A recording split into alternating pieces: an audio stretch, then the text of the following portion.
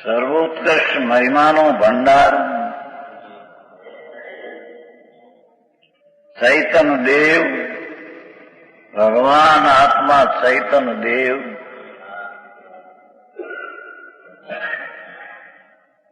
સર્વોત્કૃષ્ટ મહિમાનો ભંડાર. જેના અનંત અનંત અનંત અનંત અનંત અનંત અનંત આનંદ ગુણ કરી નાખો તો પણ અંતનો આર ના આવે એવા બધા ગુણો પરિપૂર્ણ ભગવાન છે.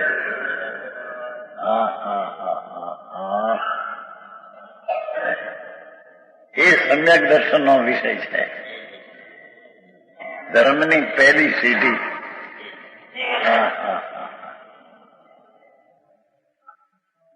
સર્વોત્કૃષ્ટ મહિમાનો ભંડાર.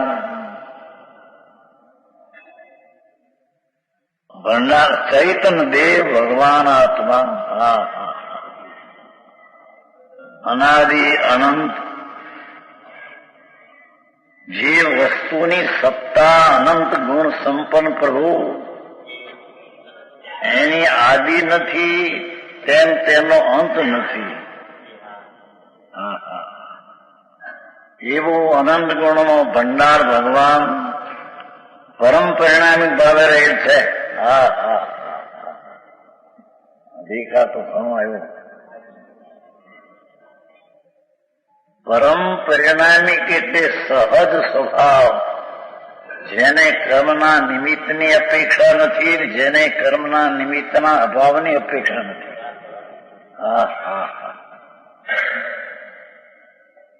રાગમાં કર્મના નિમિત્તની અપેક્ષા છે, ઉપશમ ક્ષોપશમ ક્ષાયકમાં નિમિત્તના અભાવની અપેક્ષા છે. એ પર્યાયમાં છે. વસ્તુમાં કોઈ અપેક્ષા અભાવ કે માની નથી. આવો જે ભગવાન પરમ પરિણામિક ભાવ, પરિણામિક કેમ સહજ સ્વભાવ છે, નહીં તો છે તો એ અપરિણામિક ભાવ.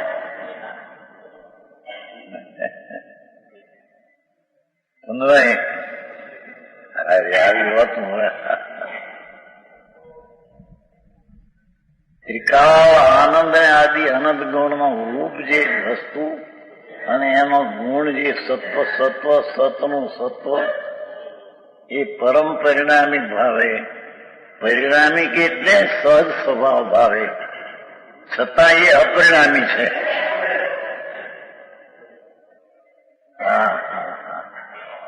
અરે હું પરમ પરિણામિક સ્વભાવ ભાવ જે વસ્તુ છે એ પલટતી નથી, બદલતી નથી. પલટે ને બદલે તો પર્યાય.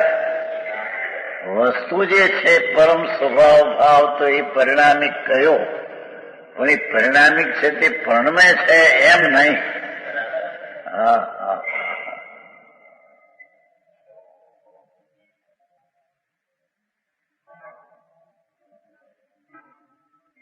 જે જ્ઞાનની વર્તમાન પર્યાયનો વિષય એ તો પરમ પરિણામિક સ્વભાવ ભાવ, એટલે કે નહીં પલટતો અપરિણામિક સ્વભાવ ભાવ. પરિણામિક ભાવને અપરિણામિક કહેવો, આ શું છે? પરિણામિક તો કેમ કહ્યો કે સહજ સ્વરૂપ તીખાળ પડ્યું છે, માટી પરિણામિક કહ્યું. અને એને અપરિણામિક કેમ કહ્યો કે પલટતો નથી, પર્યાયમાં આવતો નથી, માટે તે અપરિણામિક કહ્યો. આવી વસ્તુ આવી.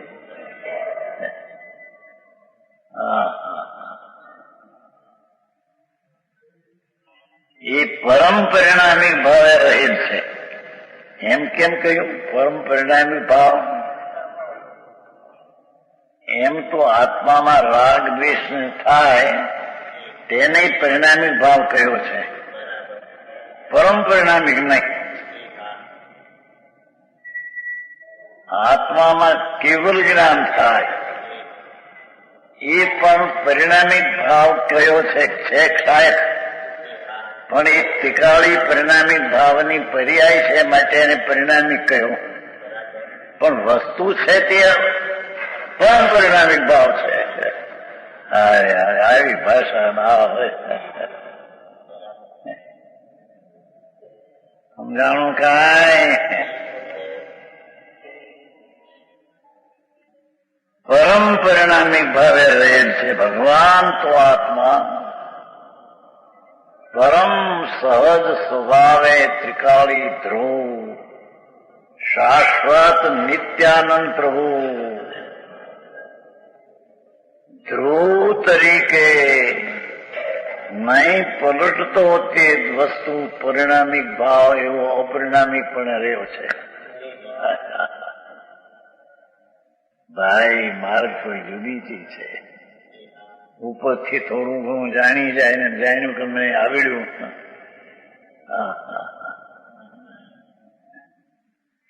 એ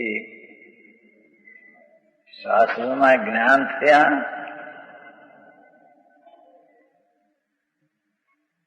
એમાં જેને ત્રિકાળી ન્યાય ભાવનું ખબર નથી કે તેના હમપણું અહીં છોડીને ત્યાં હમપણું કરે છે.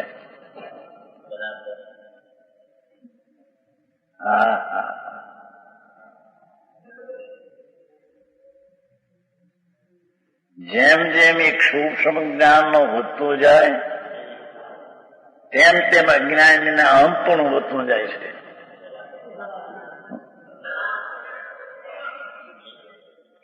કારણ કે પરલક્ષી જ્ઞાન શાસ્ત્રનું ભણ્યો ને ખ્યાલમાં આવ્યું બધું.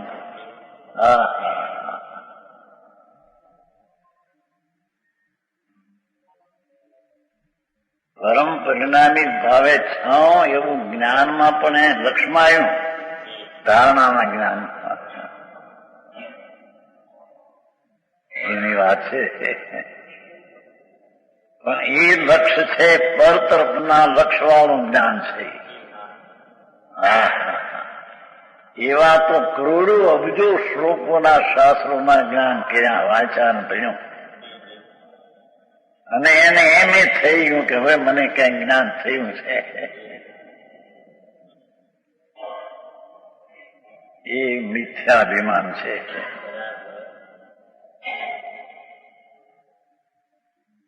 સમજાણું કાંઈ? કેમ કે પરમ સ્વભાવ ભાવ એનું અવલંબન લઈને જે જ્ઞાન સમજી આવ્યું નથી.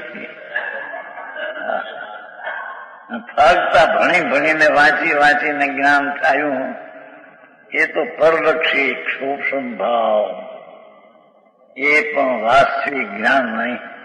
અરે આવું વાત. જેમ પંચમહાવરત ને 28 મૂળ ગુણના પરિણામ એ કઈ ચારિત્ર નથી, એમ જ આ શાસ્ત્રના જ્ઞાનના પલાખા શીખો અને રાજી રાજી થઈ ગયો તો મને તો બહુ આવ્યું મળે.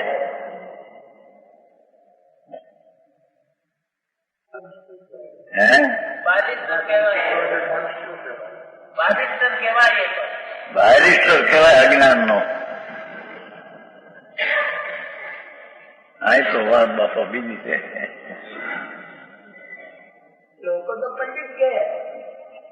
લોકો પાગલ તો પંડિત કે, પાગલ લોકો તો પાગલ ને પંડિત કે. અરે પ્રભુ, દુનિયાને ક્યાં પાગલપણા ને ભાન છે શું છે? અહીં તો કે છે પરમ પરિણામે રહેલો ભગવાન આત્મા.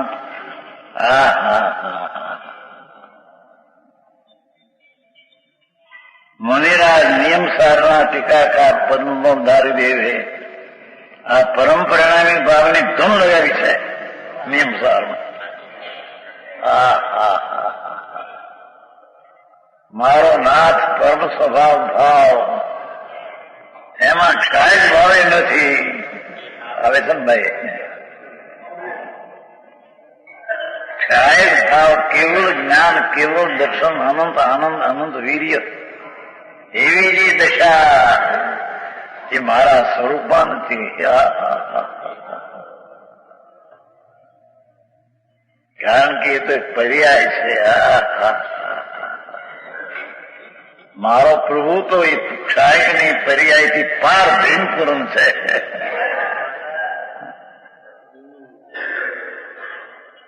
ગોવિંદજી આવી વાતો છે બાપુ, બહુ વાતો. એમ અનાદિ કાળથી એને બફમાં જિંદગી ઉગાડી. પણ પરમ પરિણામી ભાવ જેને નિયમસારમાં ગાથા દેખ ગાયો છે એ બેન યાદ કરીને કે છે.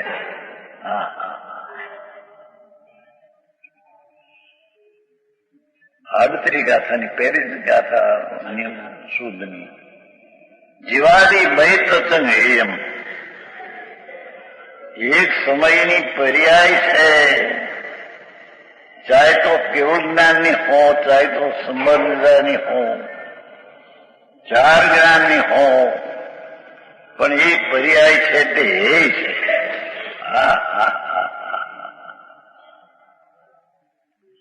જીવાદી ભય તત્ંગ એટલે એની પર્યાય નહીં. જો ત્યાં જીવ એટલે જીવ દ્રવ્ય ન જવું. એક સમયની પર્યાય, ભલે પછી પૂર્ણ પર્યાય હોય, મોક્ષ નહીં, કેવળ નહીં. પણ એ બહી તત્ંગ છે. કેવળ જ્ઞાન પણ બાહ્ય તત્વ છે.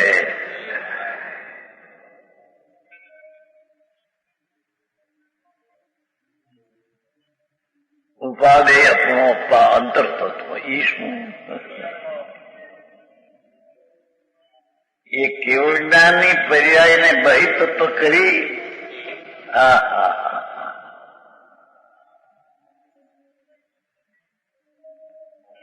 જયારે આત્મા સિવાયના બીજા બાહ્ય તત્વો છે તેને બહી તત્વ કહે, ત્યારે એને રાગદ્વેષની પર્યાય થાય તેને અંતતત્વ કહે.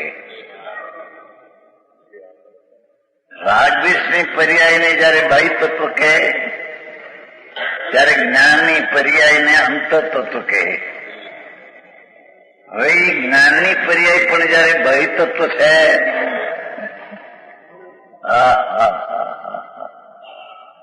ત્યારે પૂર્ણાનંદનો નાથ પ્રભુ તે અંતર તત્વ છે કે જેમાં ક્ષાયની પર્યાયનો પણ જેમાં અભાવ છે.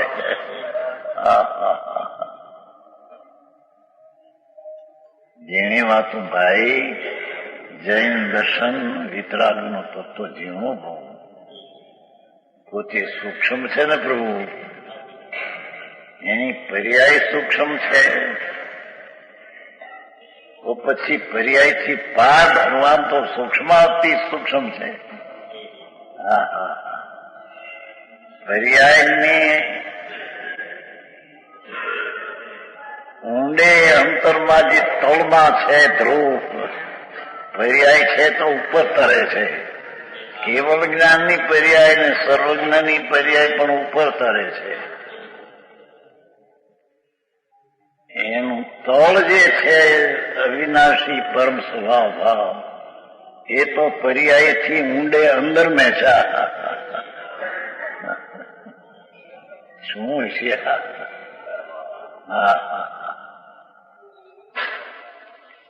પાતાળમાં જેમ જતા ઊંડે જેમ ખૂબ પાણી હોય, એમ એક સમયની પર્યાયથી ઊંડે અંદર જતા પાતાળ જે ભગવાન છે પરમ પરિણામી સ્વભાવ છે.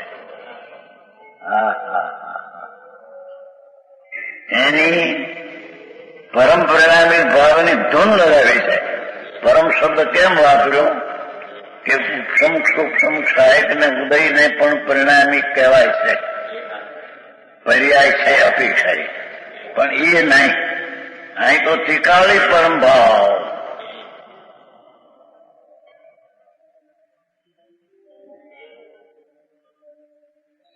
સાદી ભાષામાં આવ્યું છે બેન, પેલો શબ્દ આવે છે જાગતો જીવ ઉભો છે તે ક્યાં જાય. આ ભાષા એ ધ્રુવ જાગતો જીવ ચૈતન પરિણામિક સ્વભાવ ભાવે ઉભો એટલે ધ્રુવ છે ને.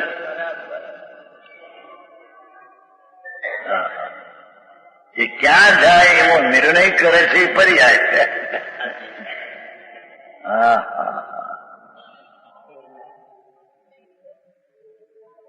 એ ત્રિકાળી પરમ પરિણામિક ભાવ એક રૂપથી ભાવ પડ્યો છે. ધ્રુવ બિંબ એની આચાર્ય મુનિરાજે પદ્મમોલધારી દેવ ધૂમ લગાવી છે. આ પંચમ ભાવ પવિત્ર છે એટલે કે ત્રિકાળી દ્રવ્ય સ્વભાવ પંચમ ભાવ ધ્રુવ ભાવથી પવિત્ર છે, મહિમાવંત છે.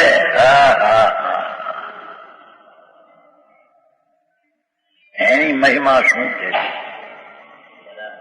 જેને સિદ્ધની પર્યાયની મહિમાથી પણ જ્યાં અનંત ગુણની જેની મહિમા છે,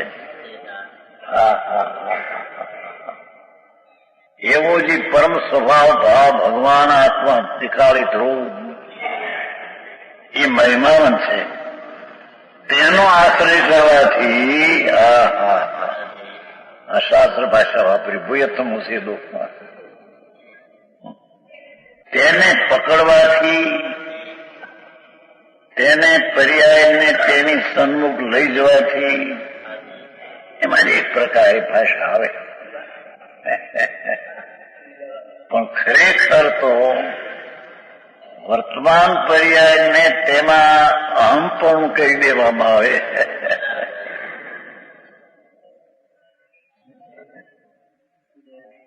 આમ બાયના સૂક્ષ્મ જ્ઞાનની પર્યાયમાં અહમપણું છે. આ હું છું, આ મારું છે, આ મને થયું છે. એ અહમપણું ગુલાટ ખાઈને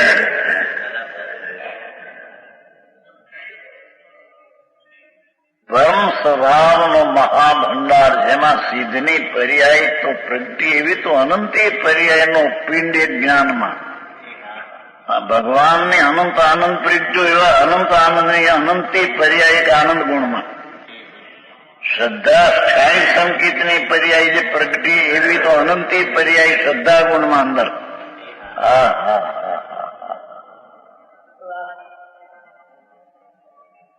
આવું સ્વરૂપ છે. એ પંચમ ભાવ તો પવિત્ર છે. તેનો આશ્રય કરવાથી એટલે કે તેનું અવલંબન લેવાથી એટલે કે તેમાં અહમપણું મારાપણાનું માનવાથી પર્યાય હું નહીં તો આ ત્રિકાળી જ્ઞાયક સંતો જેને વાંચે ભાઈ જટ દઈને પકડાયું નથી. અનંત કાળનો અજાણ્યો માર્ગ એને જાણવામાં લેવો એ બાપુ મહાવ અનંતો પુરુષાર્થ છે.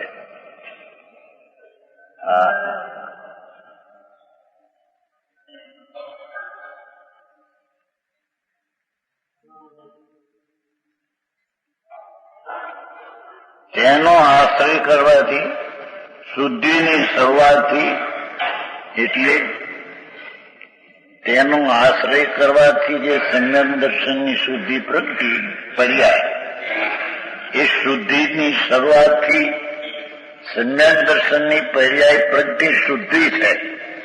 આનંદની સાથે પર્યાય પ્રગતિ શુદ્ધ છે. ધર્મની પહેલી દરજ્જાની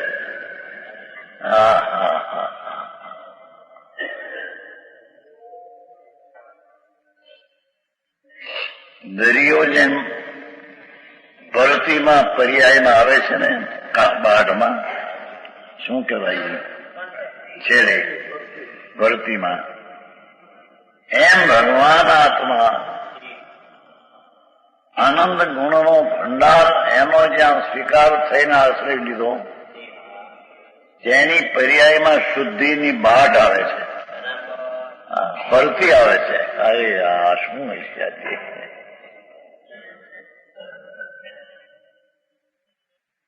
શુદ્ધિની શરૂઆત ક્યાંથી થાય છે?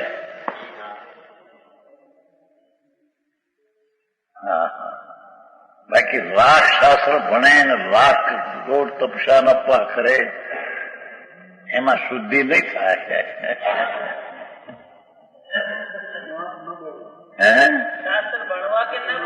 ભણવાની તો સ્વલક્ષી વાંચવું એ વાત કહેવામાં આવે.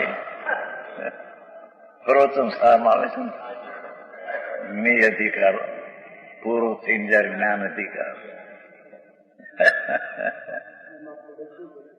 સ્વલક્ષ્ય રાખીને કરવું, અહીંયા સ્વલક્ષ્ય રાખીને વાંચવું. હા, ધ્યેય તો દ્રવ્ય નો રાખવું ત્યાં, એવું વાત છે.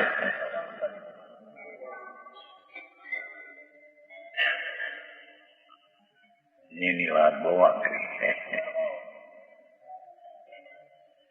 આમ તો શાસ્ત્રમાં બુદ્ધિ જાય એને વ્યભિચારની કીધી છે.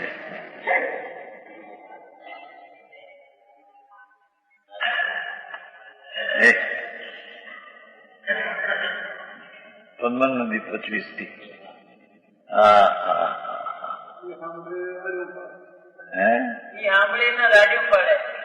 રાડ્યું પાડે શું કરે તો કયું શું પાડ્યું? ઉજ્જૈન આવ્યો છે ને સતંદર શેઠી, કીધું આ કયું સમજો, બહારના સુધારા કરીએ, લોકનામ કરીએ, માટે સુધારા માટે એમાં ધર્મ ને ચડી ગયો, ધૂળમાં નથી કીધું. અહીં તો શાસ્ત્ર જ્ઞાન જે શાસ્ત્ર તરફની બુદ્ધિ ટળે છે એ સ્વ તરફનો છોડીને વિચારની છે. ગજબ વાત છે.